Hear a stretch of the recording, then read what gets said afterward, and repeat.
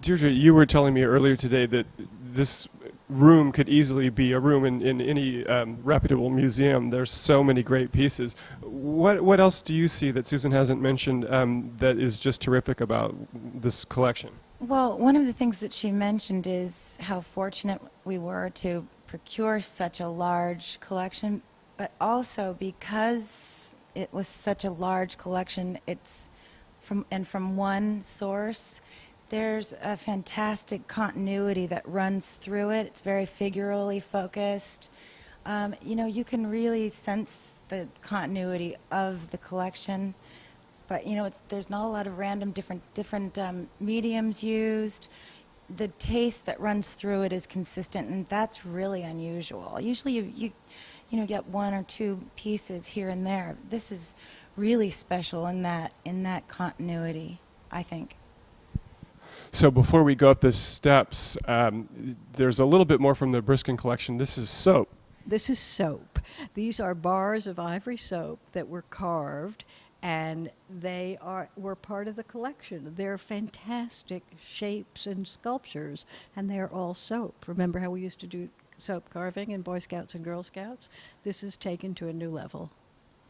As we go up the stairs here, we're by the music wall. We do have the violin made with matchsticks. Will you promise me is a perfectly beautiful instrument when you play it? Plays like a charm. It's made of matchsticks and coffee stain by an inmate in the Kentucky prison system.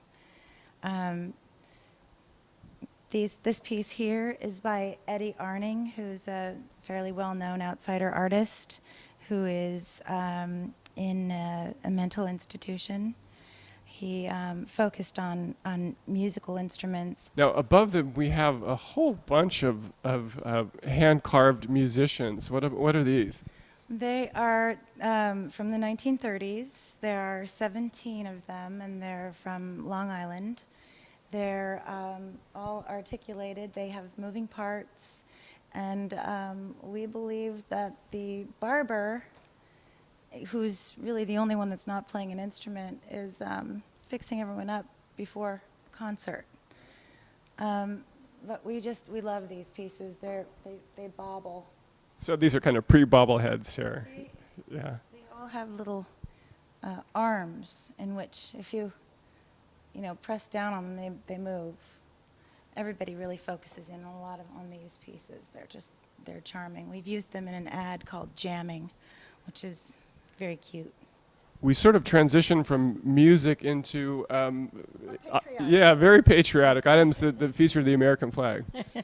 The first piece you see is by Ab the Flagman. Ab the Flagman is an outsider artist who clearly does flags.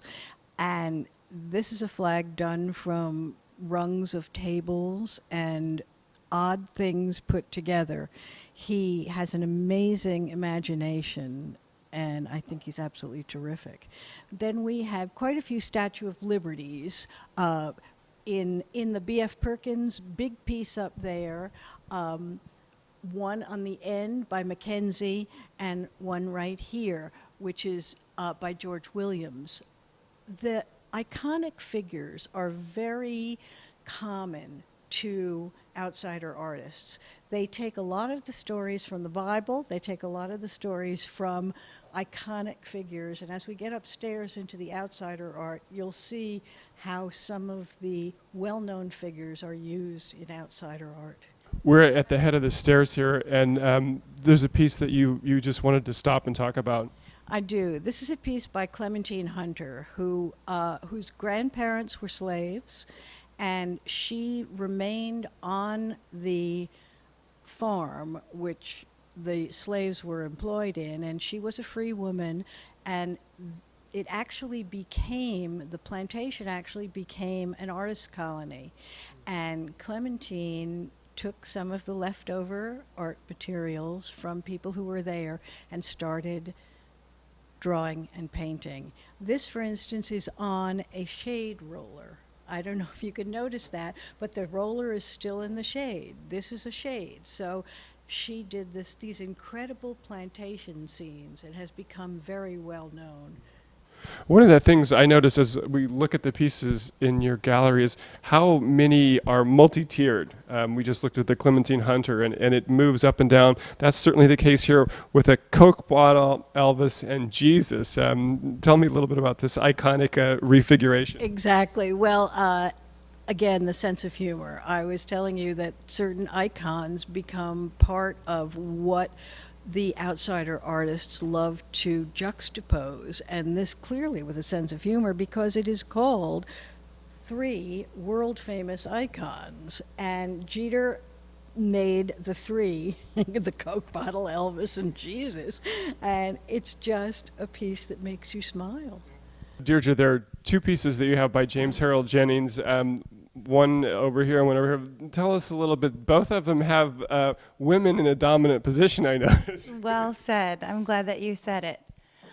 This one is the miniskirt girl gang raid the men's pool house, and it's a kick in the pants. Jennings was from Appalachia, had very little education, lived in a school bus, and actually had 4 of them on his property. One was his studio, one was his workshop, one was a showroom of sorts, and the other he lived in, missing a couple of teeth. All of his pieces feature women in very dominant roles, so I'm always curious about what his upbringing must have been like. He also did this piece here, Fight, which is a personal favorite of mine, which probably says more about me than him, but I love that piece.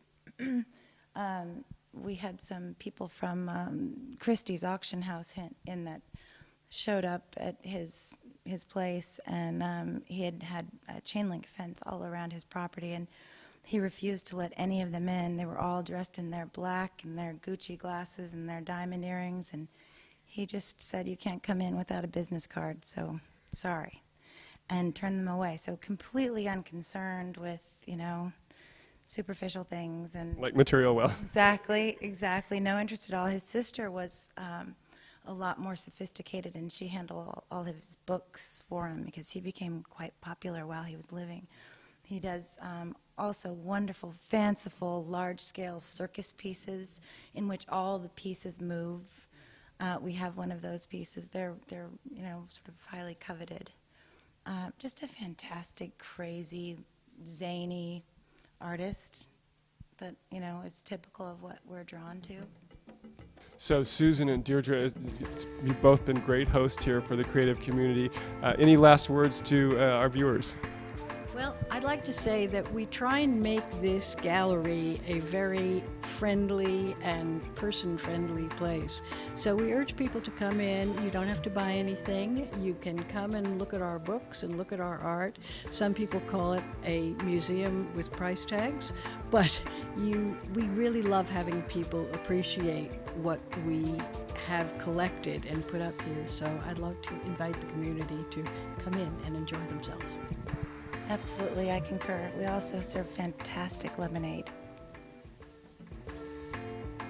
So that's all from Just Folk in downtown Summerland. I'm David Starkey. The creative community is produced by Santa Barbara City College in association with the Santa Barbara Channels. We'll see you next time.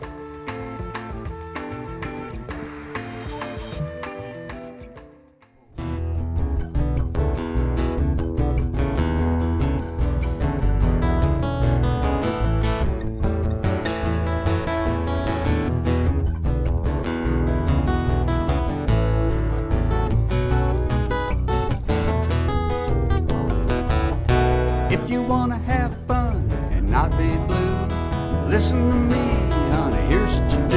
You get that party spirit, party spirit, party spirit.